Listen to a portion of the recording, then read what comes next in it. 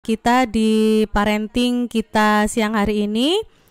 Nanti ada beberapa hal yang akan disampaikan oleh pemateri kita Bapak Ibu, namun sebelumnya diharapkan untuk teman-teman lain yang belum bergabung bisa diberikan informasi untuk segera bergabung, dan nantinya kesepakatan kita untuk melakukan interaksi melalui online itu diharapkan Bapak Ibu tetap stay di Zoom meeting, di ruang Zoom meeting, dan dipastikan segala informasi yang disampaikan oleh pemateri bisa terserap dan juga diterima dengan baik.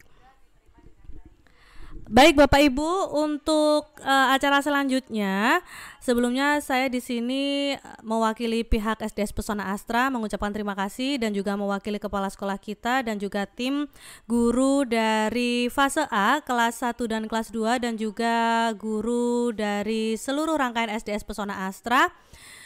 Kita lanjut akan mempersilahkan pemateri kita dari Kepala Urusan Kesiswaan yang terhormat kepada Ibu Janita Triandari, dipersilahkan.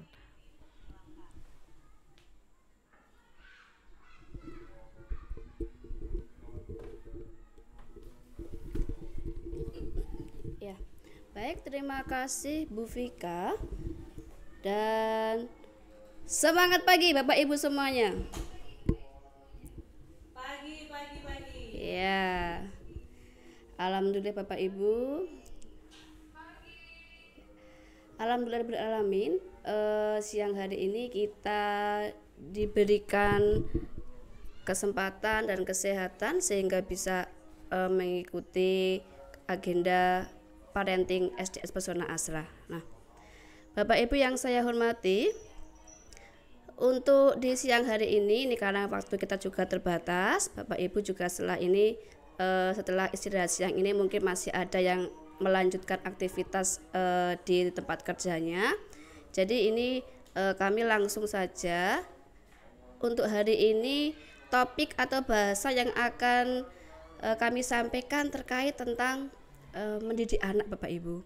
Jadi di sini kami ingin berbagi informasi, berbagi ilmu dengan Bapak Ibu semua yang di sini terkait bagaimana kita sebagai orang tua dalam mendidik anak-anak kita.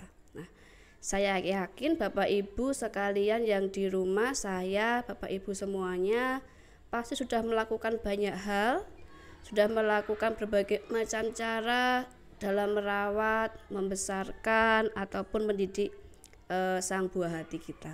Nah, namun tidak jarang juga sepertinya di antara kita ini ya, di antara Bapak Ibu semuanya dan termasuk saya juga mungkin kadang melintas di dalam pikiran kita, kok ya sudah diberi nasihat, anak kita kok kadang masih tidak mematuhi nasihat kita, sudah kita beritahu kok kadang masih tidak tahu dan sebagainya. Nah, Bapak Ibu, untuk itulah di siang hari ini kami ingin berbagi bersama Bapak Ibu sekalian tentang tips-tips dan cara-cara kita dalam mendidik anak, bagaimana agar mereka nanti sebagai anak-anak kita bisa menjadi anak-anak yang hebat tentunya, anak-anak yang soleh-solehah, anak-anak yang nantinya mampu mendoakan kita di kemudian hari nanti. Nah, Bapak Ibu yang saya hormati,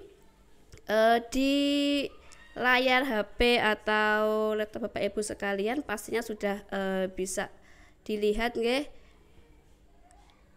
Sudah bisa terlihat Bapak Ibu tampilan layarnya, tips mendidik anak sudah nggih terlihat semua ya? Sudah nggih ya, baik. Ini saya kutip dari salah satu pahlawan nasional kita Bapak Ibu. Ya, next Pak Aji tolong ya. Saya kutip dari salah satu pahlawan nasional kita, Bapak Ki Hajar Dewantara, Bapak pendidikan kita, bahwasanya beliau menyampaikan kalau anak-anak itu hidup dan tumbuh sesuai kodratnya sendiri. Pendidik hanya dapat merawat dan menuntun tumbuhnya kodrat itu.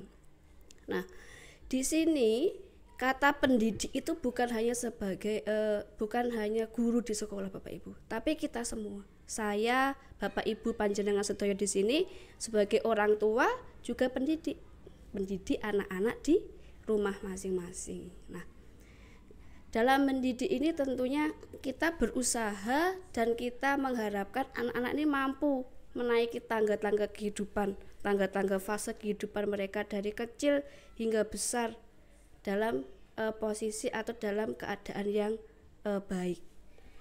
Bagaimana mereka mampu melalui rintangan-rintangan kehidupan, bagaimana mereka mampu menapaki setiap kehidupan itu dengan kondisi yang baik, sehingga nanti pada akhirnya mampu mencapai apa yang diharapkan, baik oleh mereka ataupun oleh kita sebagai orang tuanya.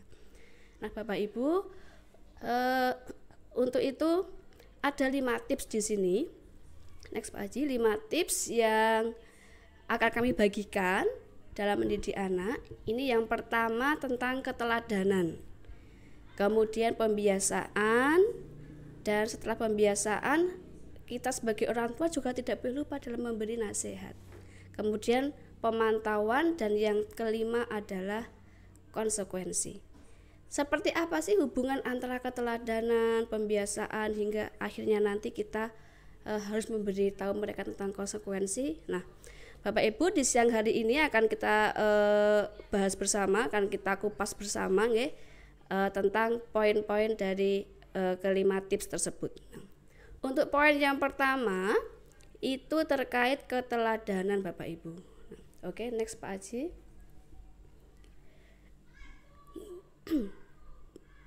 Nah, keteladanan ini kalau dalam bahasa umumnya itu adalah pemberian contoh.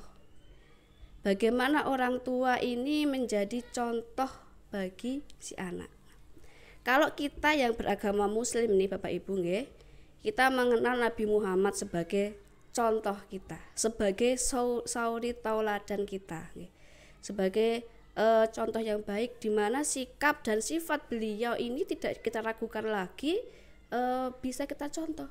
Beliau Nabi Muhammad yang jujur, dipercaya, kemudian baik, seorang pejuang yang hebat. Nah, itu kan keteladanan itulah yang bisa kita contoh dari Nabi Muhammad. Kemudian bagi kaum atau bagi umat Nasrani nih, kalau kita yang Muslim mengenal Nabi Muhammad, yang Nasrani ini juga punya teladan, punya contoh, yaitu Daud dan Abraham. Di mana Daud dan Abraham ini ketika dalam perjuangannya keduanya sudah menunjukkan sikap-sikap dan sifat-sifat yang mampu diteladani, yang dapat diteladani oleh kita bersama. Kemudian yang terakhir tadi yang sudah saya sampaikan sebelumnya, bagi seorang anak, siapakah yang diteladani? Siapakah yang menjadi contoh? Ya, kita sebagai orang tua. Nah, tentunya apa yang kita usahakan selama ini Bapak Ibu nggih, apa yang kita perjuangkan selama ini hanya itu kan untuk anak kita semua. Ya, tentunya saya yakin ya, anak dan orang tua ini kan hubungannya pasti tidak bisa terpisahkan. Orang tua sampai saat ini masih terus berdiri tegak berjuang tanpa rasa lelah, itu ya karena anak ya. Tapi di balik perjuangan-perjuangan yang begitu keras tadi, di balik segala upaya dan usaha yang dilakukan orang tua dalam memenuhi semua kebutuhan hidup si anak, sang buah hati kita, tentunya orang tua pun juga sebaiknya memberikan keteladanan bagi si anak, memberikan contoh dalam kehidupan sehari-hari yang dapat disaksikan langsung oleh sang buah hati. Nah, coba next Pak Haji.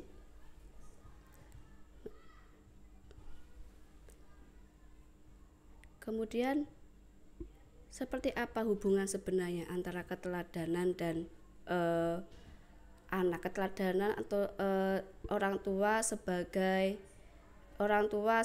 contoh bagi si anak. Dalam aktivitas kehidupan sehari-hari ini Bapak Ibu, apa yang Bapak Ibu lakukan di rumah ini secara langsung dilihat oleh sang buah hati kita, dan secara langsung menjadi contoh bagi sang buah hati kita. Nah, kalau Bapak Ibu mengingat ketika anak-anak kita yang sekarang sudah di kelas 1, di kelas 2 itu nggih. Di kelas 1, di kelas 2 ini berarti sekitar usia 7 tahun, ada yang 8 tahun juga.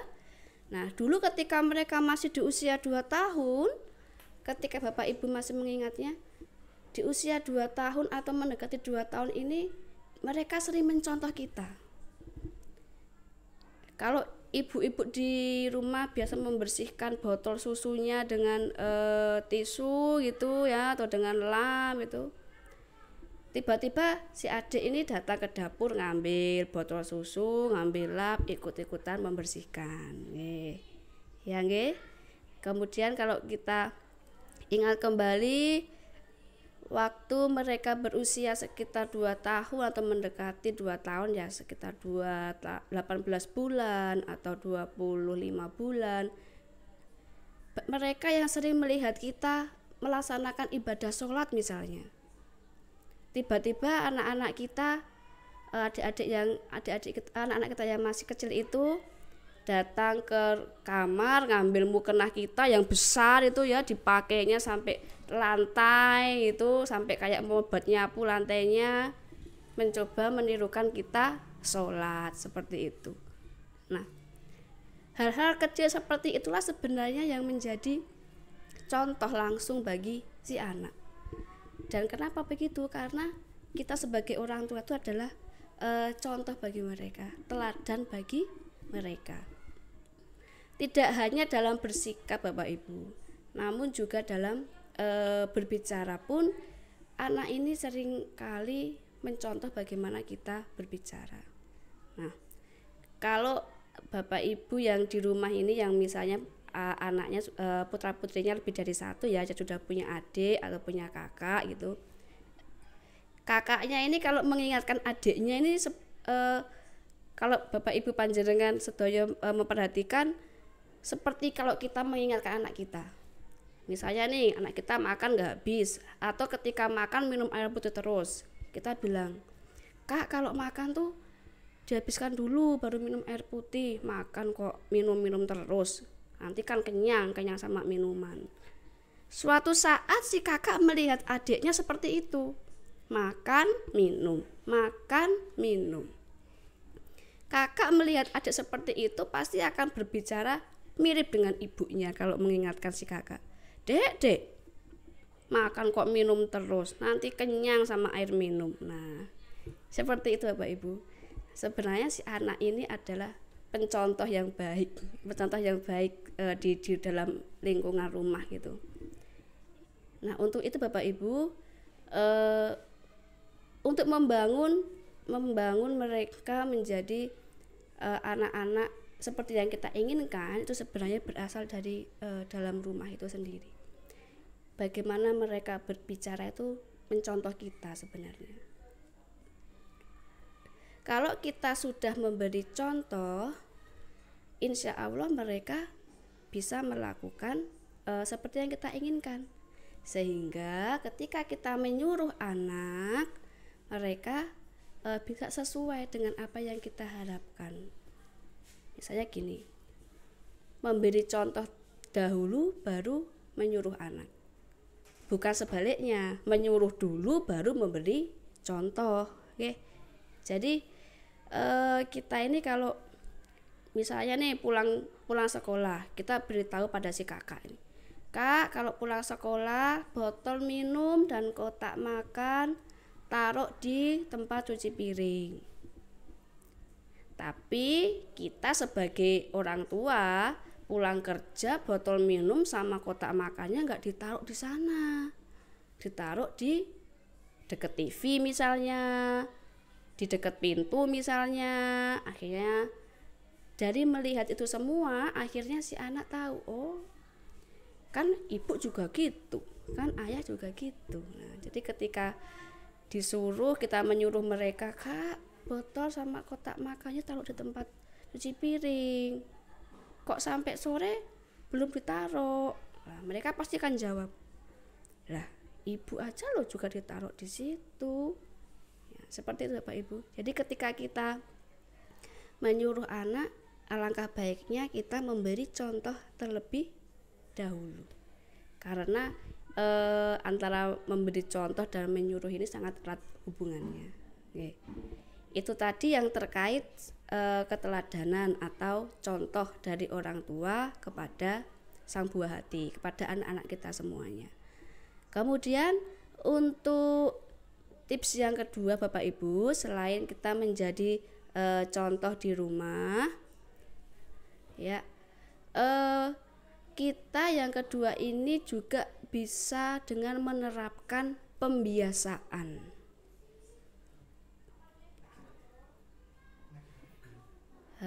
Mohon tunggu sebentar, guys, sedang loading ini nampaknya. Ya, oke.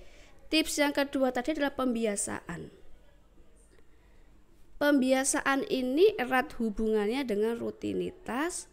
Rutinitas yang dibangun di rumah ini nanti akan mampu menciptakan yang namanya disiplin positif bagi si anak. Dan akan membangun pertahanan diri bagi si anak tersebut. Rutinitas dan disiplin positif ini sangat erat hubungannya ya Bapak Ibu. Rutin itu artinya dilakukan terus-menerus, secara terarah dan juga teratur pastinya. Coba Pak Haji next. Nah ini, rutinitas dilakukan secara terus-menerus, teratur dan juga terarah. Artinya terus-menerus ini ya sudah ditata, terjadwal. Sebagai contoh nih, si kakak kita biasakan bangun pagi jam 5. Setelah bangun pagi kita biasakan ke kamar mandi, cuci tangan, cuci kaki, buang air kecil misalnya. Kemudian kalau bagi yang umat muslim dibiasakan sholat subuh. Sholat subuh terlebih dahulu, itu rutinitas pagi sebagai seorang muslim. Sholat subuh, baru nanti mandi pagi. Setelah mandi pagi baru sarapan dan seterusnya. Kalau itu dilakukan terus-menerus, teratur, terjadwal, nah insya Allah si anak tanpa kita ingatkan pun si anak pasti bisa melakukannya dengan baik tanpa kita ingatkan. Oke, maaf sebentar, sepertinya Bu Nur ada yang presenting ya. Tidak nampak.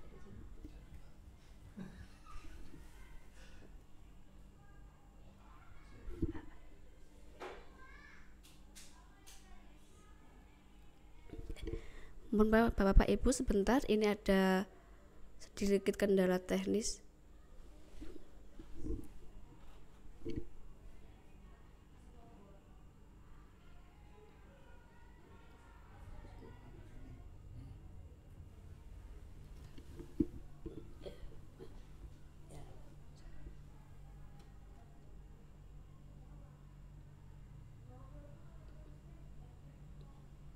Belum keluar.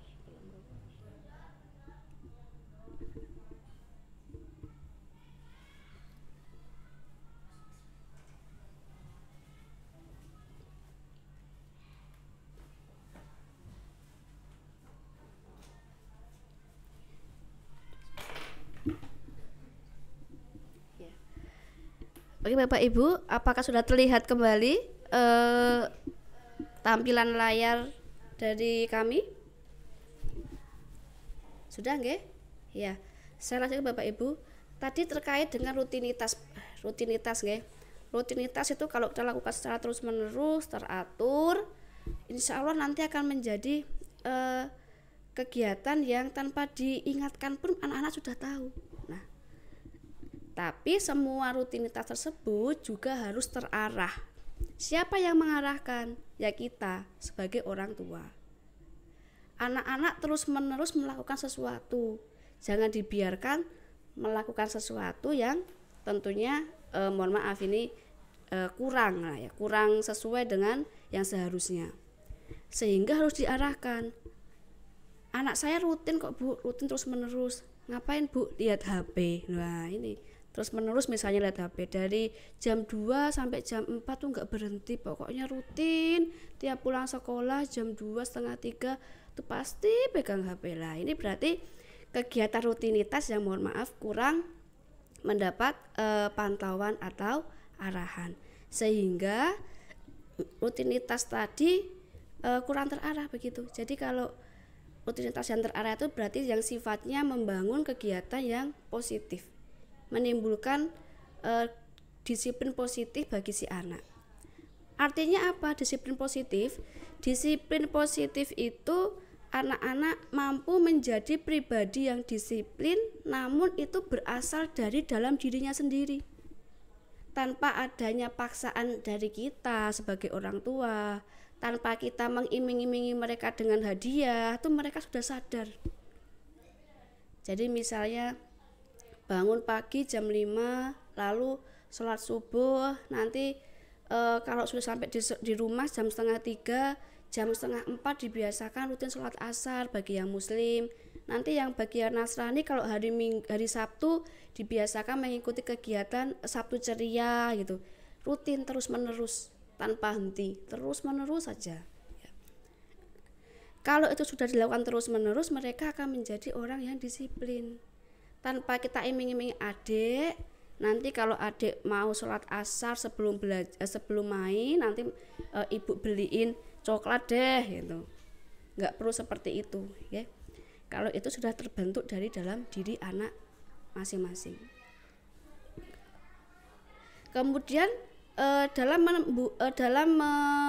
mengarahkan anak untuk melakukan kegiatan secara rutin, secara teratur, itu manfaatnya banyak, Bu. Salah satunya nanti kita bisa membantu si anak untuk membangun kepercayaan diri mereka. Ketika kegiatan rutin tadi terasa berat, ya, contohnya aja nih, di beberapa hari terakhir ini ya, sejak 2 mingguan inilah kurang lebih, udara tuh kalau pagi kan dingin banget ya, Bu, nggih. Mau bangun tuh rasanya waduh dingin, enaknya untuk tidur memang kalau pagi. Tapi kalau kita sudah membiasakan anak-anak itu bangun pagi, meskipun udara dingin, meskipun nggak kita bangunkan, pasti mereka akan bangun. Nah, disitulah kita membantu mereka membangun kepercayaan diri mereka. Nak, dek, kak, pasti bisa, meskipun rasanya berat Bapak Ibu. Mau bangun dingin, mau ambil air wudhu dingin dan sebagainya. Misalnya hari Sabtu, mau Sabtu ceria nih di gereja, temennya ada yang ngajak main, temennya ada yang ulang tahun. Nah, tapi karena udah terbiasa, meskipun ada godaan-godaan ini, kita anak-anak kita tetap mengikuti rutinitas mereka yang positif tentunya. Nah, segala rutinitas dan aktivitas yang teratur tadi diarahkan oleh orang tua, dan di sini orang tua harus tegas namun tetap tepat, nggih. Tegas itu artinya kadang-kadang orang tua ini, termasuk saya, mungkin kadang kasihan Nina, jam 5 masih dingin gitu. Kita memaklumi kadang, padahal tanpa kita sadari, kondisi kita yang selalu memaklumi tadi ternyata tidak menjadikan mereka tambah disiplin, tapi menjadikan mereka pribadi yang selalu ingin dimaklumi. Tapi tetap harus pada kondisi yang tepat, Bapak Ibu. Artinya apa? Kita perlu mencari tahu juga keadaan mereka. Sebagai contoh nih, anak-anak kalau di lingkungan saya ini, karena kalau sore itu kan nyala lampu sekitar jam 5 kurang 15 menit atau setengah 5 itu, kita biasakan pokoknya kalau sudah jam 5 harus pulang. Sudah jam 5 itu sampai di rumah. Suatu saat pulang terlambat, anak saya ini pulang terlambat, jam 5 lebih 5 menit, 10 menit baru sampai rumah misalnya. Saya tanya, Saya tanya, kok bisa?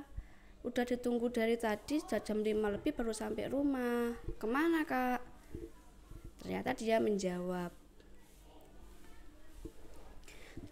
seperti ini, tadi mainnya di sekolah, di lapangan dekat sekolah, jadi agak jauh Bu, jalan kakinya agak jauh sampai depan rumahnya.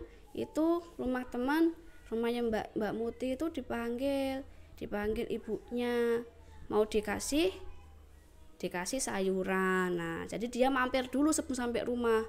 Itulah yang kemudian menyebabkan dia terlambat.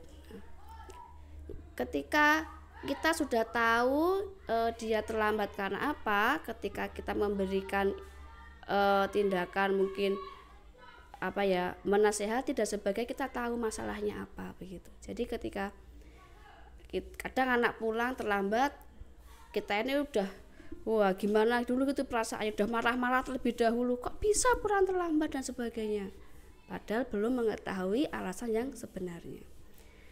Dan ini Bapak Ibu, kita biasakan anak-anak ini untuk memberikan alasan yang masuk akal. Kenapa? Kadang kita tanya, kok terlambat? Nggak apa-apa. Padahal nggak apa-apa itu bukan sebuah alasan.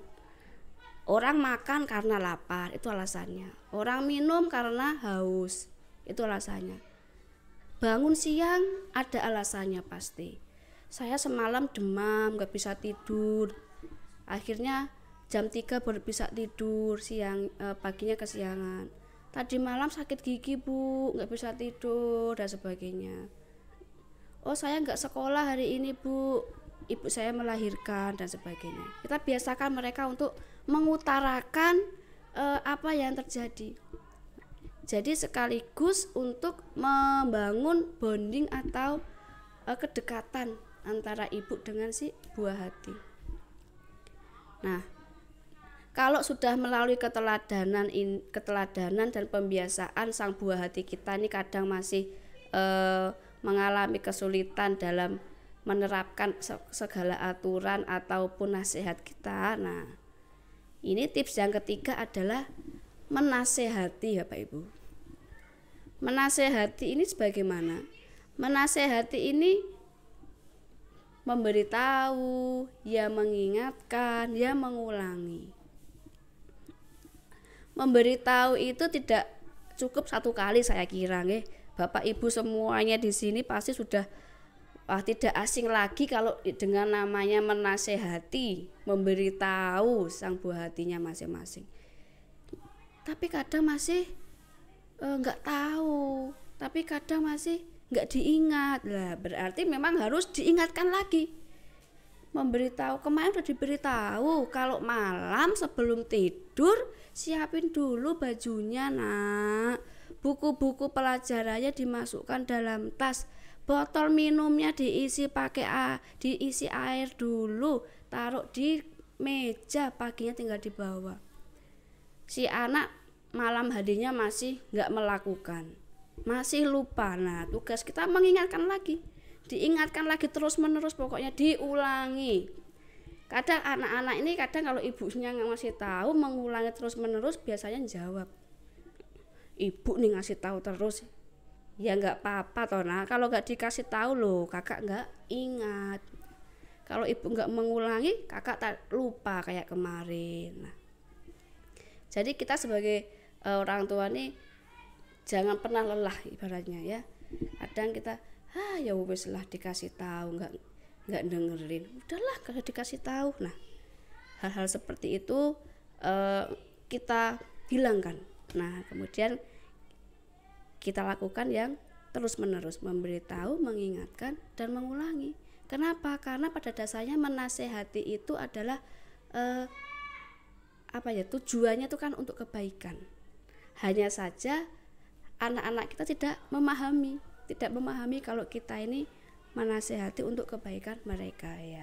Kalau next Pak Haji. Ini saya kutip dari seorang teman ini di sini, dari Muhammad Agus Syafi, bahwasanya nasihat orang tua itu mempunyai tujuan yang baik. Tidak mungkin orang tua menasihati yang tidak baik, tidak mungkin sekali. Namun seringkali anak-anak tidak memahaminya. Nah, ini masalahnya Bapak Ibu di sini ini. Anak-anak tidak memahaminya.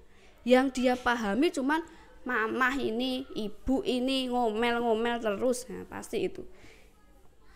Mama ini, bapak ini ngomong terus, aku lo udah tahu. Disitulah anak tidak memahaminya.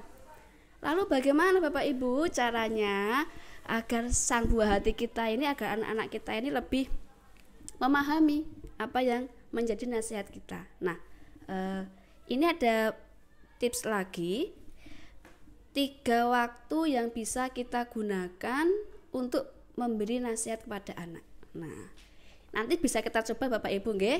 Bapak Ibu nanti bisa mempraktekkan saat dalam perjalanan. Nah, ketika kita dalam perjalanan mau ke pasar misalnya, naik motor, atau kita lagi ngajak anak-anak kita untuk ke tempat wisata, berenang dan sebagainya. Nah, dalam perjalanan itu kita manfaatkan waktu kita untuk menasehati.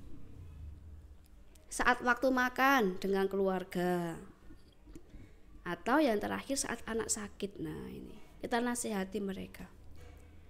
Tapi kalau menasihati bisa kita mulai atau kita buka obrolan itu pakai basa-basi dulu. Jadi nggak langsung. Misalnya kemarin si kakak yang pulang terlambat tuh. Nah, main sepeda jauh-jauh pulangnya terlambat. Saat perjalanan nih kita bisa mulai obrolan. Nak atau kak, senang nggak diajak ke pasar sama ibu hari ini? Ya senang toh bu, masa ke pasar nggak senang? Nanti kalau di pasar mau beli apa toh nak? Mau beli itu, beli jajan, mau beli mainan misalnya. Kakak senang ya kalau dibeliin mainan sama makanan sama ibu. Iya. Tahu nggak kak? Ibu juga senang loh kalau anak ibu nih nurut sama nasihat ibu. Nah, kita mulai di situ. Ibu seneng loh kak kalau kakak nih selalu dengerin apa yang ibu sampaikan gitu, atau apa yang ibu katakan ke kakak. Ingat nggak kak kemarin hari Rabu, atau ingat nggak kak kemarin hari Sabtu, kakak pulang jam berapa tuh? Ya, kita ajak mereka berdiskusi, mengobrol itu. Pulang main jam 5 atau setengah 6? Setengah 6 bu. Nah, kakak ingat nggak ibu pernah bilang pulang jam berapa kalau main? Jam 5. Nah kak ya diingat, kalau main pulang jam 5. Sebelum jam 5 itu kakak sudah berangkat ke rumah, sudah pulang dari tempat main. Kalau main ke rumah Didi ya jam 5 kurang seperempat udah pamit sama Didi, pulang dulu ya jam 5 kurang seperempat, nanti perjalanan 15 menit pulang. Kita nasihatin di situ. Ya, karena kan kondisinya bahagia tuh si anak tuh. Kalau dalam perjalanan mau ke pasar tuh kan bahagia. Jadi kita ngomong itu, kita menasehati itu insya Allah bisa diterima karena bahagia waktunya. Saat waktu makan juga, makan enak itu. Nah, pakai ayam goreng pula ya. Atau pakai sayur bayam, pakai apa itu, kayak udang gitu kan, enak sekali. Waduh, kesukaan anak-anak tuh biasanya yang gurih-gurih gitu. Enak kak makannya? Enak bu. Kalau enak ya dihabisin. Iya bu. Kakak ingat nggak bontot yang kemarin ibu bawain ke sekolah? Yang mana bu, yang nggak dikamis? Oh iya, nggak tak habisin toh bu? Iya loh, nggak dihabisin. Mubadir kak kalau nggak dihabisin. Dihabisin ya besok ya kalau makan ya. Ibu lo masaknya udah capek-capek. Nah itu kita membuka obrolan sambil santai, sambil berdiskusi dengan anak ya. Kenapa bu kok dihabiskan? Kalau dihabiskan, kalau nggak dihabiskan mubazir. Kalau nggak dihabiskan nanti ayamnya mati. Nah itu zaman dulu. Itu kita hindari bu, ungkapan-ungkapan yang sifatnya mohon maaf, ini kan tidak sebenarnya ya, tidak terjadi sebenarnya ya hubungannya antara makan gak dihabiskan kemudian ayamnya mati dan sebagainya. Kita jelaskan secara yang ilmiah ya, kita jelaskan secara kenyataan pada kehidupan. Kalau nggak dimakan nanti mubazir. Kalau kakak nggak habiskan dari pagi sampai rumah, makanannya sudah basi, nggak bisa dimakan. Jadi harus dihabiskan di sekolah. Coba kalau mau ngambil makanan nggak usah banyak-banyak, secukupnya aja kak. Kalau kemarin 2 centong nggak habis, ya kakak ambil 1 centong. Kalau makan ayam, kemarin bawa ayam 2 toh nggak habis, nah besok ambilnya 1. Kan yang 1 bisa buat nanti malam lagi toh kak, dan sebagainya. Nah, nasihat-nasihat seperti itulah yang sebenarnya bisa membangun pola pikir mereka menjadi anak yang lebih lebih rasional, lebih bisa sesuai dengan kenyataan yang ada pada kehidupan sehari-hari. Kemudian waktu yang ketiga adalah saat anak sakit. Saat anak sakit ini memang saat-saat yang cukup mengelus dada kita gitu. Jadi kita kalau lihat anak sakit tuh kayak kasihan banget ya. Cuma bisa tidur, bisa manggil ibu, Pak. Nah, di saat-saat seperti itulah kita mengingatkan mereka. Karena kan tadi menasihat itu ya memberitahu, ya mengingatkan, ya mengulangi, ya kita ingatkan mereka. Kakak sakit ya, minum obat. Mudah-mudahan lekas sembuh ya kak, kita doakan dulu. Kakak tahu nggak kak kenapa bisa sakit? Hujan-hujanan bu. Nah kan udah ibu beritahu kalau main hujan-hujanan harus ingat waktu. Kakak main hujan-hujanan loh dari jam 4 sampai jam 5, 1 jam loh kak. Airnya loh air dingin pula kalau air hujan tuh ya, makanya jadi pilek dan sebagainya. Kita ingatkan mereka. Kita juga bisa memberikan pilihan di situ. Kakak boleh main hujan-hujanan, tapi cukup setengah jam saja atau 15 menit saja ya, dan sebagainya. Nah, kadang bu kita udah melakukan segala cara untuk menasehati anak, tapi masih juga tidak didengarkan. Nah, ini ada tips berikutnya Bapak Ibu tentang caranya atau bagaimana sih langkah-langkahnya untuk menasehati ya. Yang pertama harus didasari dengan niat ikhlas dulu ya. Saya yakin Bapak Ibu semuanya sebagai orang tua itu pasti kalau menasehati anak ya karena ikhlas, karena lillahi ta'ala, mengharapkan ridho dari Allah, dari Tuhan yang kuasa. Kenapa? Karena pada dasarnya anak itu kan anugerah dari Yang Maha Kuasa. Ya sebagai anugerah tadi kita menjaganya gitu. Bukan kita nasihatin anak tuh biar didengar tetangga, biar tetangga pada dengar aku kalau ngomong ke anakku tuh yang baik-baik gitu. Biar nanti kalau aku ngomongin anakku di depan orang tuh biar dipuji, wah ibunya loh perhatian banget sama anaknya aja tuh yang nggak dengerin kayak gitu. Nggak boleh gitu. Jadi memang harus dari dalam hati kita. Kalau sudah dari dalam hati itu insya Allah nanti hasilnya pun juga pasti baik. Lalu kita kalau memberitahu, kita coba mengurangi volume kita. Nah, kita beritahu dengan suara yang lebih pelan gitu. Kadang kan kita ya menasehati karena sudah berdebar-debar terlebih dahulu nih ya, dada kita nih jantung kita udah deg-deg gitu, sehingga suara kita atau volumenya kita itu kadang terlalu overtone ya, tinggi nggih. Jadi nanti kita coba Bapak Ibu semuanya ketika memberikan nasihat, volumenya kita atau suara kita perpelan, kita perlembut begitu. Kemudian yang ketiga adalah hindari buruk sangka. Nah, kita tanya dulu, kita biarkan mereka menjawab. Nah, baru kita menasehati sesuai dengan kondisinya. Jadi jangan buru-buru berburuk sangka pada sang anak ya. Jadi misalnya gini, di tasnya nih kita temukan ada selembar kertas surat gitu. Ini anak saya aja sendiri ya, anak saya ini ketika saya buka tasnya itu saya temukan nih selembar surat yang dia tuliskan kepada temannya. Mereka surat-suratan Bu di kelas. Temannya perempuan, mereka nulis surat. Nanti pulang jam berapa atau nah apa gitu ya. Kamu temanku yang terbaik, begitu suratnya. Nah, saya ini udah berburuk sangka awalnya. Ini kok sekolah pelajaran kok malah tulis-tulisan surat sama temennya, ini gimana, apa bu gurunya ya nggak marah dan sebagainya lah. Kemudian untuk menghindari prasangka yang tidak tadi, saya tanya dulu ke anak saya. Nah, ini kamu nulis surat sama siapa? Ya sama temanku. Terus kapan nulisnya? Tadi di kelas. Loh, kan di kelas belajar, kok malah nulis surat sih Kak? Ya nulis suratnya kan tadi waktu belajarnya udah selesai, aku udah selesai ngerjain, teman-temanku belum selesai. Jadinya daripada aku bingung, aku tulis surat-surat ya sama temanku kayak gitu. Nah, ternyata digunakan untuk mengisi waktu kegiatan itu. Akhirnya saya nggak jadi marah, cuma saya beritahu. Nah, pokoknya diingat ya, kalau waktunya belajar di kelas sama bu guru didengerin, tidak tulis surat menyurat.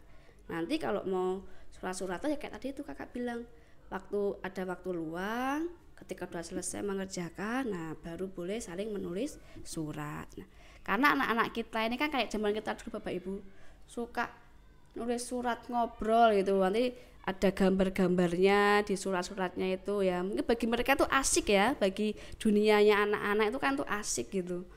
Kalau di dunia kita mungkin ngapain nulis surat zaman gini, WA aja loh, 1 detik nyampe kalau sinyalnya oke kan gitu kan. Tapi bagi mereka tuh luar biasa menyenangkan. Nah, yang penting kita mengarahkan tadi Bapak Ibu, kita memberitahu bagaimana sebaiknya. Nah itu. Kemudian tips yang keempat ini cara menasehati. Yang keempat adalah panggil namanya dengan baik. Baik ya. Panggil namanya dengan baik Bapak Ibu biasa memanggil di rumah dengan sebutan apa? Nah itulah kita panggil dengan baik. Nak, no, nduk, kakak, yang, sayang gitu kan. Ada yang ada yang aduh bos kecilku, atau ada yang bocil dan sebagainya gitu kan. Kita panggil dengan baik. Jangan kita panggil namanya dengan yang tidak baik. Kriwil. Itu kan namanya, padahal kriwil itu juga dari orang tuanya juga sebenarnya, rambut kriwil itu. Atau misalnya nut, ini nut. Nah, itu kan sudah namanya secara nggak langsung pembulian sebenarnya ya, berdasarkan fisik gitu ya. Kita hindari sekarang. Kita mulai panggil dengan yang lebih baik, misalnya kakak, adik, atau namanya Tono, Tin, Tini dan sebagainya ya. Kalau kita memulai dari yang lebih halus kan nanti mereka juga akan menerima dengan lebih baik ya. Kemudian yang berikutnya adalah jangan memaksakan nasihat kita diterima saat itu juga. Kita ngomong, kita menasehati harus langsung diserap dan diterima. Kita hindari itu. Kadang mungkin hari ini belum diterima, anak masih marah-marah, masih nangis, masih ngamuk. Kita berikan mereka kesempatan untuk menata hatinya, menata pola pikirnya ya. Besok kalau udah tenang kita ulangi lagi, kita beritahu lagi Kak dan sebagainya. Kemudian yang keempat Bapak Ibu, ini karena waktunya terbatas, langsung saja yang keempat tipsnya adalah pemantauan. Pemantauan tadi berupa pengecekan, bertanya, berdiskusi, dan akhirnya pada memberi saran. Pemantauan itu kalau anak saya masih SD ini ya, masih kelas kecil, jadi saya buka tasnya, saya temukan nih selembar surat tadi ya, pantau. Karena di sekolah kan nggak boleh buang sampah di sekolah nggak, jadi yang kita bawa dari rumah kan harus kita kembalikan ke rumah sampahnya. Jadi pernah suatu hari saya bawakan dia susu kotak itu saya pantau di tasnya, sampahnya ada di tasnya, berarti sudah tertib, sampah nggak dibuang di sekolah tapi dibawa pulang, misalnya seperti itu. Tapi yang belum tertib adalah sampai di rumah harusnya segera dibuang, ternyata belum. Nah itu kan kita beri nasihat di situ. Kalau yang sudah boleh pegang HP sendiri ya kita cek Bapak Ibu, apa sih yang mereka tonton dan apa sih yang mereka lihat, kita cek. Di YouTube kan ada itu bagian koleksi atau yang riwayat itu kan ada. Di YouTube itu kalau kita lihat di bawahnya, di menu bawah itu kan ada riwayat. Bisa kita cek, klik. Oh dia lihat ini, oh dia lihat itu, oh dia lihat SpongeBob, oh dia lihat solawatan, oh dia lihat dan sebagainya. Oh dia lihat film nih, film apa ini ya, kok enggak, kayaknya kok bikin penasaran lah, kita cek di situ. Sebenarnya segala sesuatunya itu teknologi itu sudah diberikan antisipasi sebenarnya, tinggal bagaimana kita melakukan pengecekan atau pendampingan tadi. Kalau sudah kita cek, kita ajak dia berdiskusi. Kalau ada yang mencurigakan, kita ajak diskusi, kok seperti ini Kak, kok seperti itu, kemudian kita beri nasihat. Pemantauan ini alangkah baiknya jika kita lakukan rutin, terus menerus, dan tidak putus-putus gitu. Jadi selalu karena tanpa pemantauan anak-anak kita itu lepas ya. Meskipun cuman 5 menit 10 menit kita pantau apa yang mereka lakukan, apa yang mereka lihat, dengan siapa mereka bermain, apa yang mereka mainkan. Nah ini perlu kita pantau Bapak Ibu sekalian. Nah kemudian untuk tips yang kelima, yang terakhir, sudah melalui pemantauan sudah, nasihat sudah, pembiasaan sudah, pemberian contoh sudah, tapi kok si adik, si kakak ini kadang masih membuat hati ibunya berdebar, kok masih membuat hati sang ayah ini terus-terusan berteteskan air mata seperti itu. Nah kita berikan mereka yang namanya konsekuensi Bapak Ibu. Konsekuensi ini mirip hukuman, tapi bukan hukuman. Bedanya apa? Kalau konsekuensi itu sudah disepakati terlebih dahulu. Ya, kalau hukuman kan kita yang memutuskan. Konsekuensi ini kita memberitahu si anak tentang akibat atau resiko dari apa yang mereka lakukan. Kalau kamu main kotor-kotoran, cuci bajumu sendiri. Nah, itu harus disepakati terlebih dahulu ya. Misalnya anak izin, "Ma, aku main ya." Ya, ingat ya Kak, gak main kotor-kotoran. Kalau sudah baju kotor, cuci sendiri. Itu sudah kita sepakati, cuci sendiri. Ketika si kakak pulang bajunya kotor, ya sudah, biarkan mereka melakukan tanggung jawabnya, mencuci baju sendiri. Bapak Ibu nggak usah khawatir, nggak usah sedih dan sebagainya. Kita mengajari kok itu, bukan kita menyiksa anak suruh nyuci bajunya tuh enggak. Kita sebenarnya mengajari mereka untuk bertanggung jawab. Baju kotor cuci sendiri. Kalau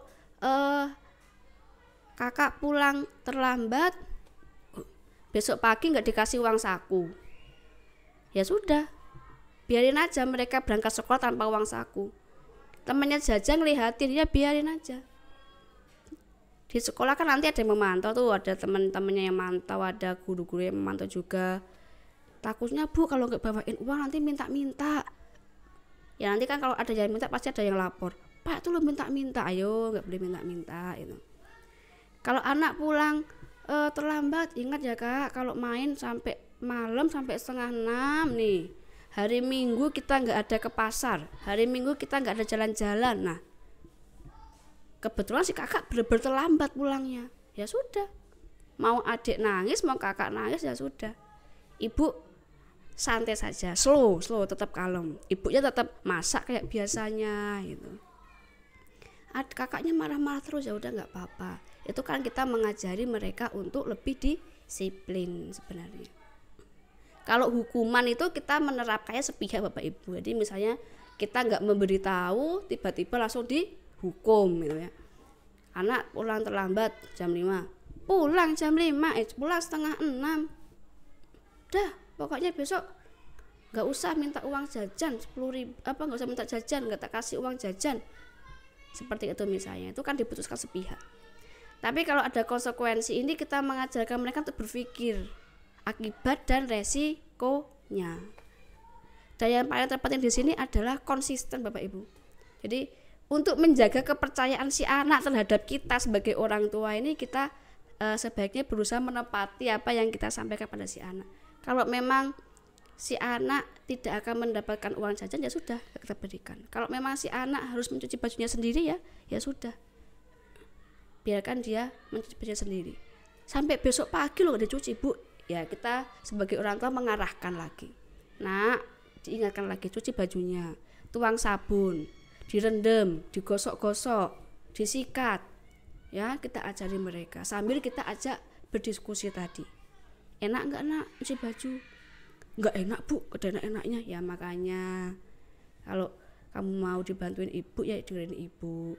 Nah, sekarang bayangin ibu ini udah capek kerja dan sebagainya, kakak masih pulang pakai baju yang kotor-kotor. Nah, ya kan, jadi kan mereka bisa merasakan juga Bapak Ibu, merasakan apa yang orang tua lakukan.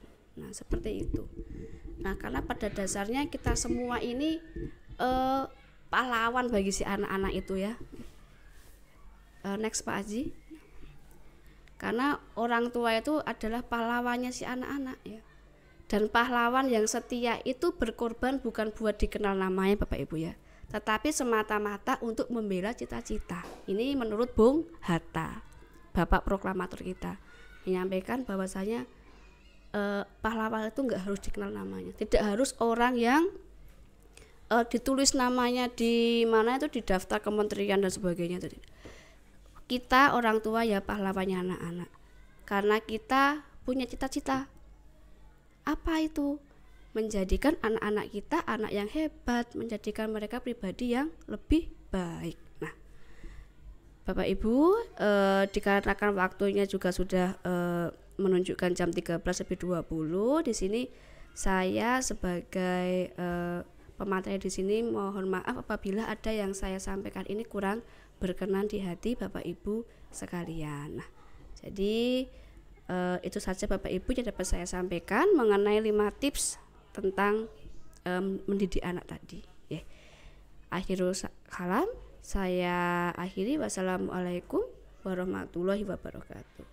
Ya, saya kembalikan kepada moderator.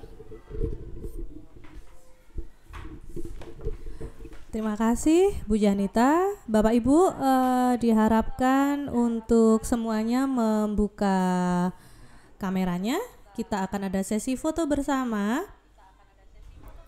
Silakan semuanya.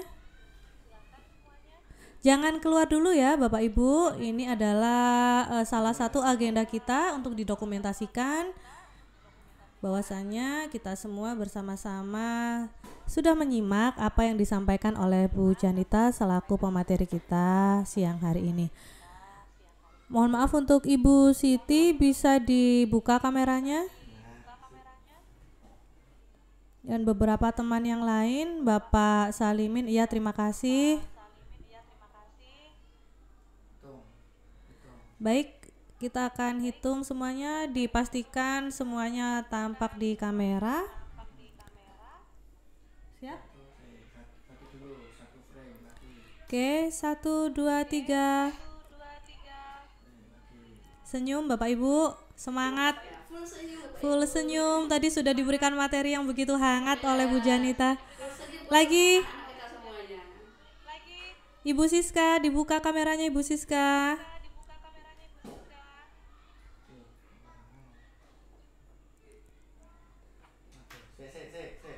Oke, sebentar, sedang ada kendala teknis. Oke, sudah? Sesi 2 Pak Iman, silakan difoto. Semuanya senyum Bu.